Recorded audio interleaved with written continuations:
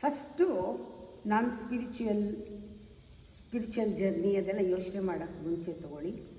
ನೀವು material world ಲಾನ ಯಾವ ರೀತಿ ಕನ್ಸಿಡರ್ ಮಾಡಿದ್ದೀರಾ?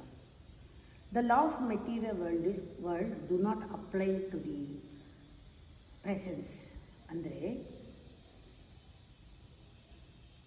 ಸ್ಪಿರಿಚುವಲ್ ಜರ್ನಿ ಈ ಸೆಲ್ಫ್ ರಿಯಲೈಸೇಷನ್, ಗಾಡ್ ರಿಯಲೈಸೇಷನ್ ತನಕ ಹೋಗುತ್ತೆ.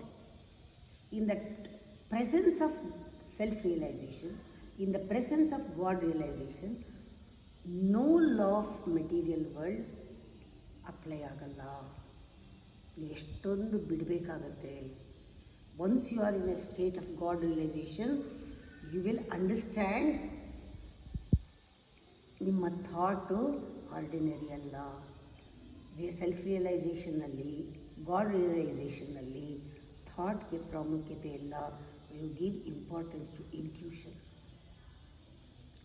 When your emotion and thought balances, immediately ಇಂಟ್ಯೂಷನ್ಗೆ ಕನೆಕ್ಟ್ ಆಗುತ್ತೆ.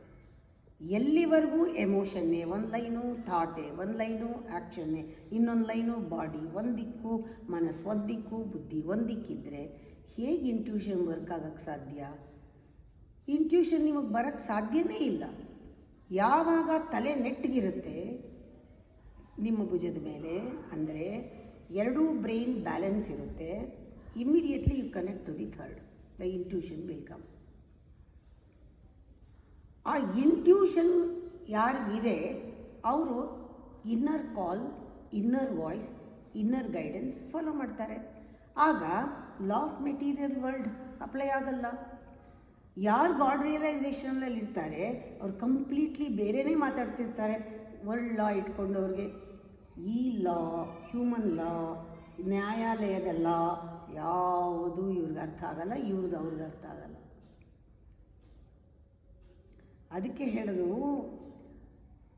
ಇಂಟ್ಯೂಷನ್ನಲ್ಲಿರೋರು ಇನ್ನರ್ ಕಾಲ್ ಯಾವುದನ್ನು ಕೇಳ್ತಾರೆ ಅವರು ಬಹಳ ಡಿಫ್ರೆಂಟಾಗಿ ಡೀಲ್ ಮಾಡ್ತಾರೆ. ಅವರು ಡಿಸ್ಕವರಿ ನಡೀತಾ ಇರುತ್ತೆ. ಥಾಟ್ಸು ಅದನ್ನು ಅಟ್ಯಾಚ್ ಮಾಡಿಕೊಳ್ಳದೆ ಅವರು ಯಾವುದೋ ಒಂದು ಲೆವೆಲ್ ಅಟೈನ್ ಮಾಡಿರೋದ್ರಿಂದ ಅವರು ಕೆಲಸ ಮಾಡ್ತಾ ಇರ್ತಾರೆ. ಇದು ಎಲ್ಲಿಂದ ನಡೀತಾ ಇದೆ? They are 100% in divine light, they are 100% in divine guidance. ಎಷ್ಟೋ ಸತಿ ಹೊರಗಡೆ ಯಾವುದೇ ಇರಲಿ, ಕಾನೂನು, ನಿಯಮ, ಡಿಸಿಪ್ಲಿನ್ ಎಲ್ಲ ಎದುರಿಸೋಕ್ಕೆ ಆಗಲ್ಲ ಅವ್ರನ್ನ. ಅವ್ರು ಅಂದ್ಕೊಳ್ತಾರೆ ಇವರು ಭಾಳ ಲಕ್ಕಿ ಅಂತ. ಲಕ್ಕಿ ಅಲ್ಲ, ದೇ ಆರ್ ಇನ್ ರಿಯಾಲಿಟಿನಲ್ಲಿ ಅವ್ರು ನಿಜವಾದ ದೇವರೇ ಕನೆಕ್ಟ್ ಮಾಡಿ ಕೆಲಸ ಮಾಡ್ತಿರೋದ್ರಿಂದ ಯಾವುದು ಲಾನೂ ಅಡ್ಡ ಬರೋಕ್ಕೆ ಸಾಧ್ಯ ಇಲ್ಲ ಅವ್ರ ಕೆಲಸಕ್ಕೆ.